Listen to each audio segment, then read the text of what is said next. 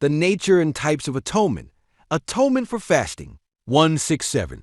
In linguistic terms, atonement means to remove or to cover up.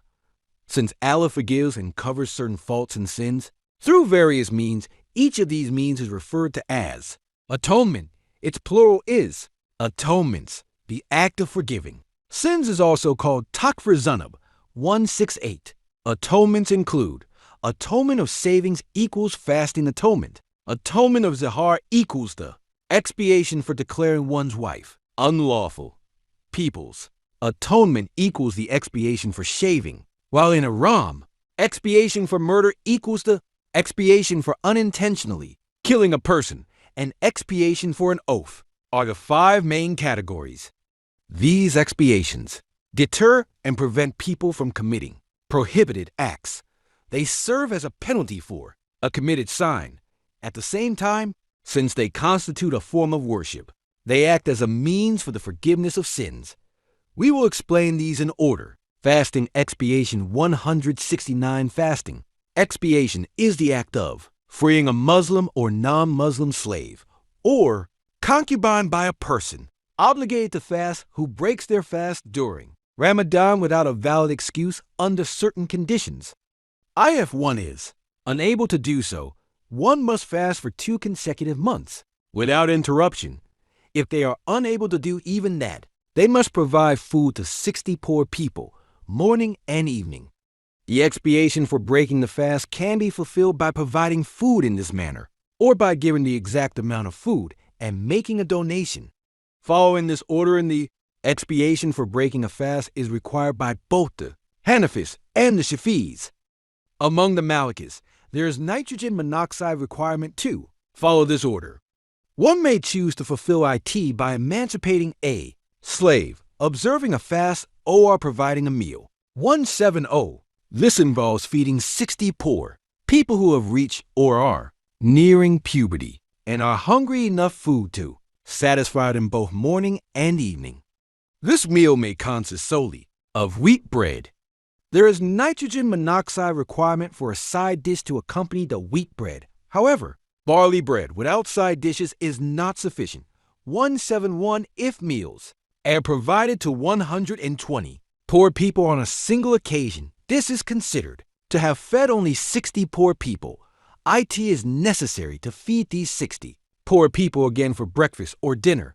If these 60 poor people disperse after being fed once, one must either wait for them to return and be ready or feed another. 60 poor people in the morning and evening. 172. As for fulfilling the expiation for breaking the fast by giving goods, each of the 60 poor people should be given 520 dirhams, half a seah of wheat, or 1,040 dirhams, one seah barley, or dates, or raisins.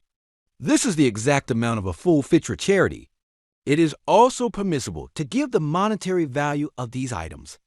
173. As an expiation for breaking the fast, it is sufficient to provide a meal to a poor person for 60 days, morning and evening, or 120 mornings, or 120 evenings.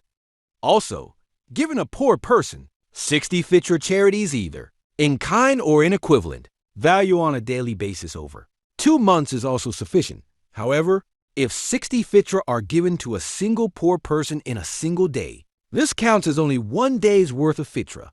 Therefore, 1 FITRA should be given to a poor person every day. This applies to these expiations. 174. It is more meritorious to give the expiation for breaking the fast to poor people of good character. According to Imam Abu Yusuf, this expiation payment may not be given to non-Muslim poor people. The Fatwa is based on this. 175. When the expiation for breaking a fast is to fast, it is a condition that the fast be observed consecutively without interruption. Therefore, whoever begins this fast must fast for 2 months without interruption. If they break their fast for any reason before the 2 months are up, they must start over and fast for 2 months again. However, this does not apply to women during their menstrual periods, but rather to their postpartum periods.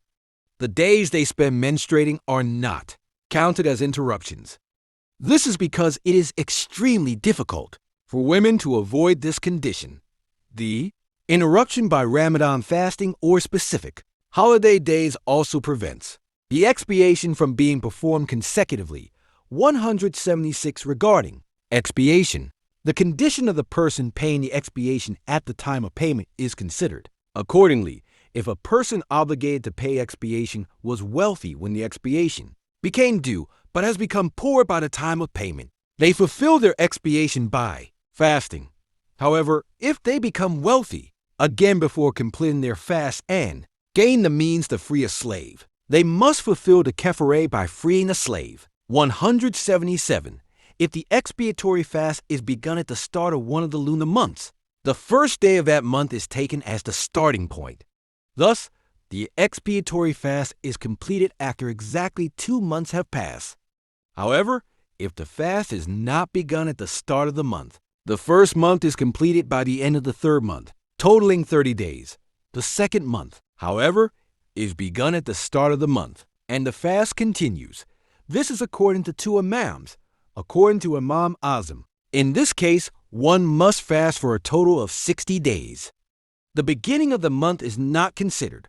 178. If a person intentionally breaks their fast several times without a valid excuse during a single Ramadan or over several Ramadans, they pay only one expiation for all of these instances. This is the correct opinion, for the aspect of punishment takes precedence over the expiation. In cases where the causes are the same, a single punishment is sufficient. This single penalty is sufficient for all of them. However, if after performing the expiation, he intentionally breaks his fast, again in the same manner, an additional expiation is required for this. This indicates that a full lesson was not learned from the first expiation.